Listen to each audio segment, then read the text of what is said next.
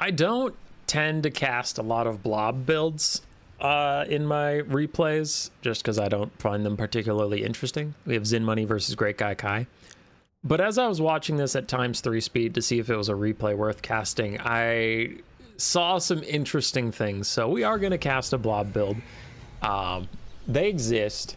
I'm ready for the toxic posts in the chat, like, land battles and conquest are just blobs, la la la la la, even though I cast so many games and very few of them are blobs, but blobs exist. Usually not fun. This one was fine.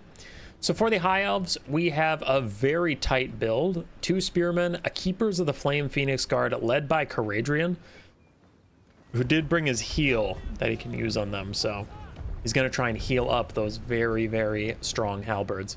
And he also just has some basic buffs. He did bring his Mortis engine. He did, but he has to be very low to use it.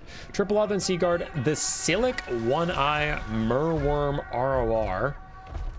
Interesting. Don't see a lot of the Merworm. And then Altharian the Grim up in the sky with Fiery Convocation, Arcane Unforging, and Apotheosis for spells. Cool. On the other side for the vampire counts, we have direwolves, we have vargheists, we have zombies, skeleton spearmen, and warriors. 4 crypt horrors, a necromancer, yes, a necromancer with his lesser raised dead, and then forbidden rod, white king with scabscrath, and then Manfred von Karstein not on a dragon with Fate of Being the Spirit Leech and Invocation of the Heck. The Moorworm's instantly going to charge into him. So no dragon for breath attacks on the box is pretty brutal. Manfred taking a whole bunch of damage early is also quite rough. And the Merworm is in there. Merworm has self-healing, good regeneration, and then Eltharion has Apotheosis for himself and Caradrian. So a lot of healing here for the High Elves. We have archers currently teeing off onto the Crypt Horrors. And that is going to be an Arcane Unforging onto Manfred, setting all of his cooldowns back, which is pretty bad for him. 45 seconds before he can cast any spells, including Invocation of the Heck. I wonder if Altharian's going to try and jump him, but for now he's staying in the sky. Doesn't want to overcommit, and that's fine. Lothern Seaguard still pin cushioning various Crypt Horrors, some of which are even crumbling. The ones in contact with the Merworm are. And Altharian has done a lot of damage. Now thinks he can finish off Manfred. Dives onto the Vampire Count's Lord. Gets him crazy low.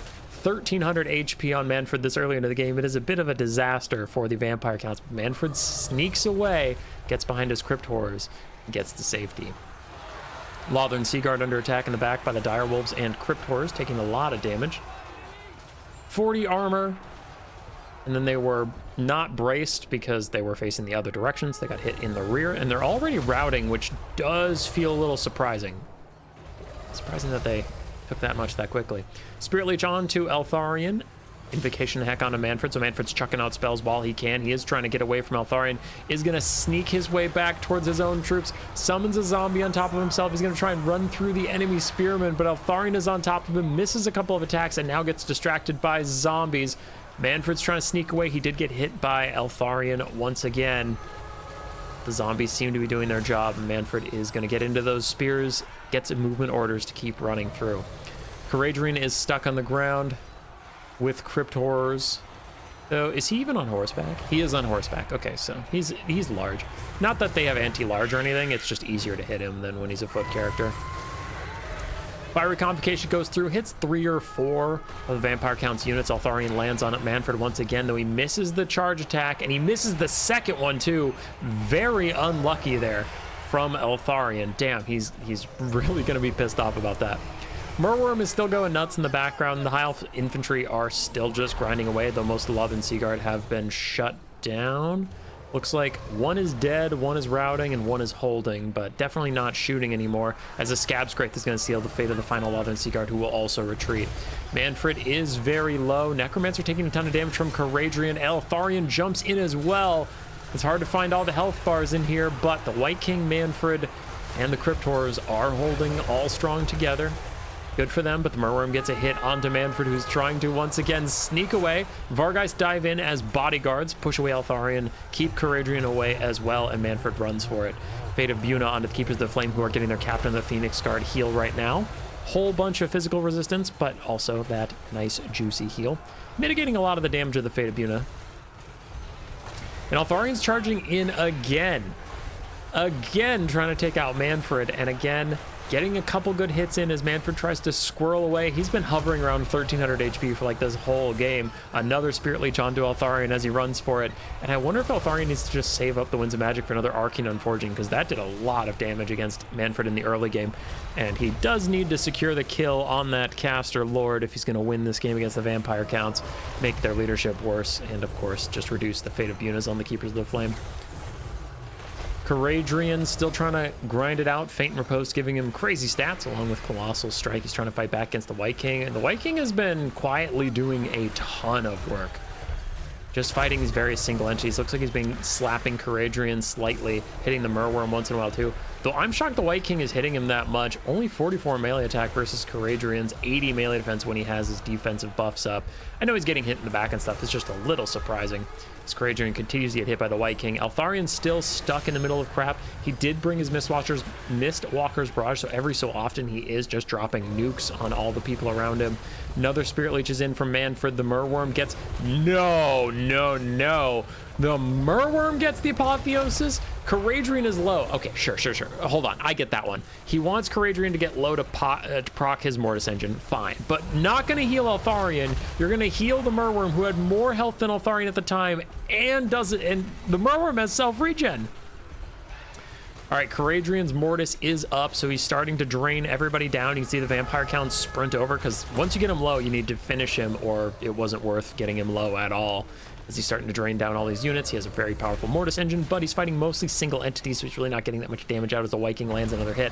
Eltharion is going to get swamped by Manfred, and he really wants that Apotheosis back. He did not want to cast it on the Merworm. I mean, he did. He clearly cast it on him, but Eltharion was nowhere near him, so it couldn't have been a misclick. But I'm just saying, tactically, he wants it back. Another Apotheosis comes in for Eltharion, trying to save him, but Manfred gets rear charges. Manfred gets Spirit Leeches, and Eltharion is going to die. Caradrian has died, and the Keepers of the Flame are the last things holding with the Merworm. And man, there were some decisions that were made that punished the High Elves. Sure, for sure. You can criticize that, but man, Caradrian did get unlucky with the White King. Like, the White King hit a lot more things than you'd think he would, and Caradrian really did not fight back much at all. Who knows where he was getting his attack orders, but I'd be surprised if Caradrian got much value. 2,200 on the White King. And also, again, yes, you can point out that the High Elf player made a couple mistakes, but Caradrian getting so little value despite how long he was in contact with important things, and Manfred not dying is pretty insane. I remember at least one point where Eltharion missed 2 charge attacks in a row onto Manfred from behind. So, you know, for Great Guy Kai, unlucky Caradrian, but also unlucky Eltharion. Mistakes, you know, mistakes matter, but damn, sometimes the RNG gods, not a fan. White King and Manfred, insane damage value for both of them. And then zombies and skeletons, not terribly much. The spears got some more, probably poking Caradrian down, and the Merworm. Cryptoras did okay, Vargas did okay. For Great Guy Kai, Caradrian did horribly, just terrible.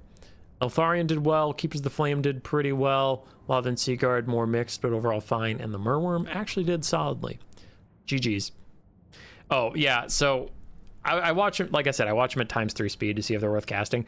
And I was just watching Manfred Benny Hill the whole game and not die. And I was like, okay, I have to see how he didn't die. That's stupid.